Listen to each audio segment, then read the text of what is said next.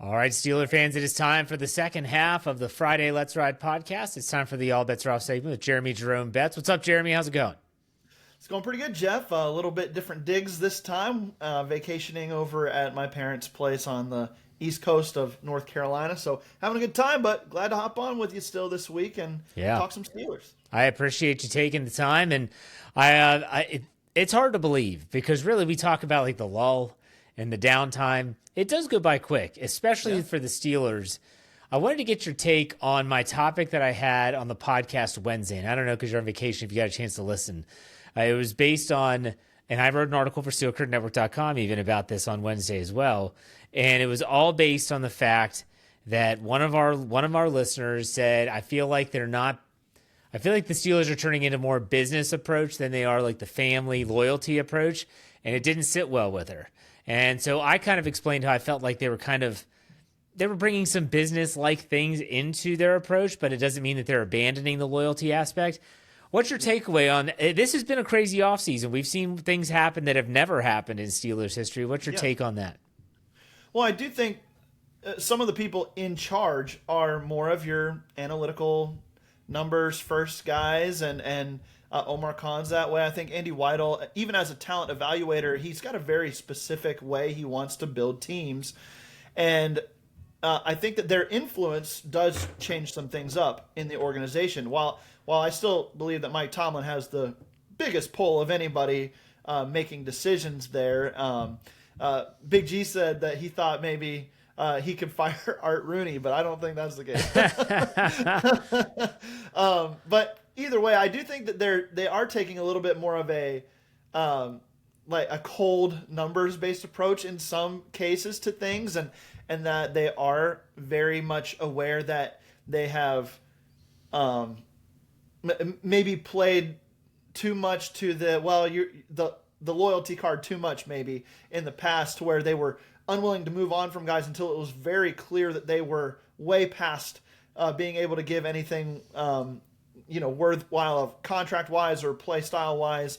And I think that, so maybe that plays into like the Minka Fitzpatrick trade, and they were willing to move on from him in this scenario. And maybe it is playing into the TJ Watt thing as well, where they're like, we know you've done so much for us as an organization, as a team, but we're planning for a future a little bit here too, and we need you to understand that we can't just drop a boatload of money, a boatload of guarantees on a 31-year-old who has an injury history. Maybe that's kind of their approach to it as well. So while I think in the end a lot of things are going to be done with the, we're going to treat you right because you're a Steeler great, or because this is still a family-run business, I do think that the numbers game, the kind of the cold hard math, does play into it a little bit more than it used to with some of the leadership that the Steelers have in place.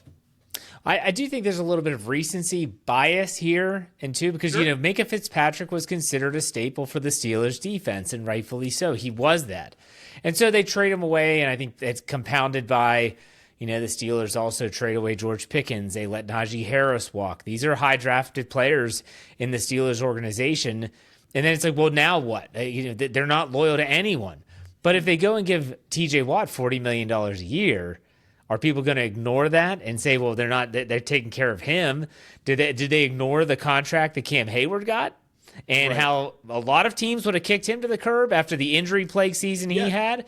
And so I want people to remember that the Steelers do still have loyalty and there are ties, but I do think that Omar Khan is doing things his way, and his way is, if I didn't draft you or I didn't acquire you, I can part ways with you. I mean, let's be honest. Look at the last draft of Kevin Colbert. Are there any players still on the roster? No. They're all gone. Yeah, they're all gone. Yeah. There you go.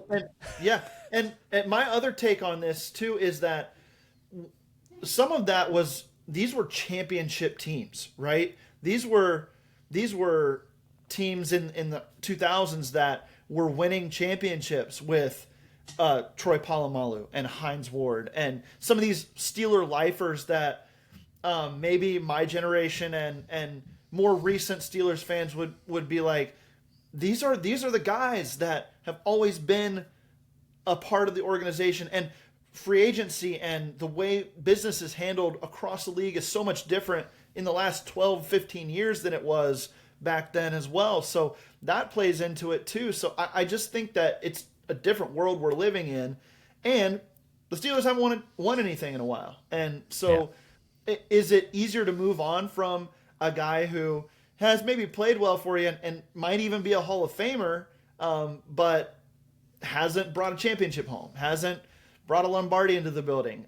Maybe that plays into it as well. But I do agree with your take on Omar Khan, where it's like, man, if I didn't put the capital forth to acquire you, then I'm not so hell bent on making sure that you stay a Steeler beyond what I think is necessary.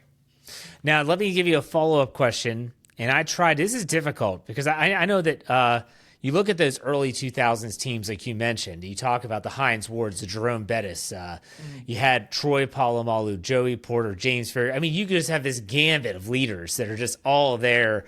And it's like that was a very unique and a very special team. And it's all based on the core nucleus of players. And since those players that I just mentioned and others that I didn't have decided to kind of, were moving on to their life's work, they're retiring, I think the Steelers have been struggling to find that nucleus again. And I think Omar Khan and Andy Weidel by proxy are trying to do that. And yes, some would say, well, they're bringing on these one-year guys. Like, that's not going to add to a nucleus. And I understand that. And that's very poignant observation. But on top of that, I would say that they're bringing in these, outside of the quarterback position, they are addressing this nucleus. Do you like how they've approached that? And do you think that they're actually on their way of duplicating some nucleus that has that feel that we saw early in the 2000s? Yeah, I mean, to a degree, I think we have to see with so many of these guys, right? Especially like in the trenches, right? The Broderick Joneses, Troy Fautanu's, and even like Derek Harmon, who, these are pieces obviously that, as a team who wants to build through the draft, and I was listening to a couple podcasts recently too. It's like, who are the big names that get traded these days, or I'm sorry, not traded, but who are the big names that get hit free agency these days? It just doesn't happen as much as it used to. Teams take care of their high-priced free agents, or they're acquired before they hit free agency via trade, and you're expending draft capital to get those guys. So building through the draft is going to be big again, just the way the NFL is. It always has been, but even more important. So some of these guys in recent years, the Omar Khan era specifically, as it started, we have to wait and see on a few of those guys. But I do think that getting young guys in on big contracts, like I think of DK Metcalf as one of those types of players where, he's going to make big bucks this year. Yeah, he was an outside free agent. He's not a homegrown talent, but this is a 5-year contract. This is a guy that you want on your team as a playmaker and a leader for a long time. And as we see some of these young guys in the trenches specifically develop into their roles, and maybe a guy like Joey Porter Jr. On the outside, I think that plays into this, and that they are trying to rebuild that to a degree. Where they've lacked the most leadership, Jeff, has been on offense. And I think you could argue beyond Cam Hayward right now, and the TJ Watt thing is still up in the air. I think it gets done. But outside of those two guys, there might be just as many quote-unquote team leaders, like the guys leading the charge now on the offensive side of the ball when you talk about DK Metcalf and Isaac Seumalo maybe. And, I think Zach Frazier is going to really turn into a guy like that. So I don't know. I think that it's building towards it, but we have so far to go with a few of these guys, so much to see still, that it's hard to say whether they've actually achieved that goal or not, although I think it is part of what they've been trying to build here. Yeah, and obviously anytime you're talking about some type of structure being built in the football sense without a quarterback, it's like you're missing a cornerstone. And so until they fill that gap in one way or another, that's going to always be that hole that everyone's going to say, yeah, but I don't know if we're ready yet. So we'll see. But, the Steelers are going to be reporting to training camp. It's crazy how 23rd, and we're less than 2 weeks away from them actually being there at St. Vincent College, rolling in. Are there any players in particular you're excited to see? Yeah, I mean, I just go straight to this offensive line, and I want to see what Broderick Jones and Troy Fautanu look like on the outsides, on the edges here as the tackle protectors of the quarterback and kind of the by default, because their position is the most the valuable on that offensive line, kind of the big names on the offensive line, right? So I just cannot stop thinking about this offensive line and how much it means to what the Steelers want to be, even in 2025 and beyond. But if they want to compete like I think they think they can this year, then that offensive line is the biggest factor in all of that. We've talked about that. You mentioned it a lot. I mean, it's pretty clear. They're relying very heavily on this offensive line turning into something special pretty quickly for them to reach the heights that they want to. And then I guess the other group I'm looking forward to is the wide receivers. Who separates themselves this year, the way it's currently built, and how does Roman Wilson specifically, like, where does he play? Is he playing some in that Z spot, or is he strictly playing on the inside with Calvin Austin III? How are they rotating these guys in certain packages? Really, it's the defense. I still believe in it is going to be a great unit. I'm interested to see how that secondary communicates and things along those lines without Minka. Obviously, the new look secondary. But outside of that, it's the offensive line, it's those two tackles, and it's the wide receiver room for me that I'm going to be keeping my eye on the most. Those are the two biggest factors in the Steelers being really competitive this year, and they're crossing their fingers in a lot of spots that things go right for them, and that the investments that they've made at certain positions play out for them in a good way. I'm surprised by your answers, because I thought for sure Caleb Johnson would have been listed, because we saw from him.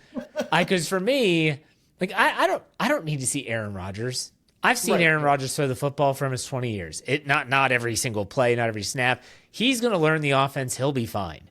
Yeah. I understand about the receivers. I want to see the guys that we didn't really get to see much of at mandatory minicamp. I want to see Derek Harmon and Wyatt Black. Are they able to move bodies like they move a sled, or is there going to be a learning curve? There's naturally going to be a learning curve, but I want to see those guys actually go to it. I want to see Caleb Johnson because he looks it. I also want to see how do they handle Kenneth Gainwell, and Jalen Warren. Yeah. Are they going to give Caleb Johnson a real life opportunity to show if he's capable of 50-50 snaps, 60-40, something like that? Or is this going to be the Mike Tomlin special, which is, you're a rookie, get ready in week 5 because that's when we're going to play you? Yeah. I don't know, but Caleb Johnson looks the part. I want to see if he can actually play the part. Here's my response to that. If you're in a fantasy league as a Steeler fan and you want Caleb Johnson on your roster, you better convince your league commissioner to draft before the end of training camp. Draft before the preseason gets too far along, because Caleb Johnson's stock is going to go up at that point. I really believe that. He is the guy this year that I think could have just as big an impact as anybody, and I think could establish himself at some point this season as the workhorse guy. Jalen Warren is a very good player, I think, but I just don't know if he's built for a lead back type role. I think he is built more to be the explosive change of pace guy, while somebody else handles the majority of snaps specifically and the majority of the early down work. And Caleb Johnson, I think, is going to do that pretty quickly. If his role is the Najee Harris role as a baseline, then the explosiveness should mean that he's way more effective as a runner this year in a scheme that's really designed to showcase his strengths. Yeah. Well, and again, with the running backs, I just want to see, like, what's the plan? And like you mentioned, Jalen Warren, I don't necessarily see him as the bell cow guy. Are they just going to do like a 50-50 type split and Kenneth Gainwell is going to just fill in as needed? I'm not sure. Running back is a low-key position that I am really excited to watch. Yeah. Not a lot of people are bringing that position up when you talk about what are you excited for training camp. Like, some are saying wide receivers, some are saying Aaron Rodgers and the quarterbacks with Bill Howard. I get it. I'm not saying those are bad. Not many people are bringing up the running backs, and for me, I'm excited. So there you go. I like it. Any final thoughts there, Jeremy, or let us know what's coming up? Yeah, I'm really excited for training camp this year. I'm going to be, as always, diving into everything that gets put out, and we'll have a lot of stuff being put out here on Steel Curtain Network The Steelers fix, obviously on the fix, we like to say that we're all about roster development and player development. That's kind of our wheelhouse on the Steelers fix. So seeing some of these young guys, the year 2 guys, the rookies and their development throughout training camp is going to be a huge area of focus for us on the Steelers Fix podcast.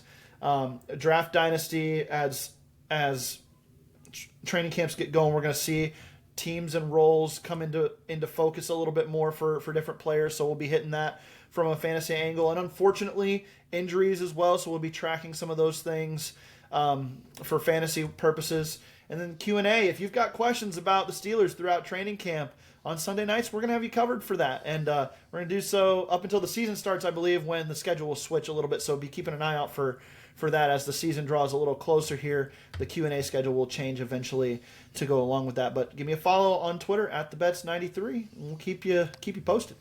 There you go. Jeremy, thanks for your time, man. Enjoy the rest of your vacation. We'll talk next week. Have a good one, Jeff.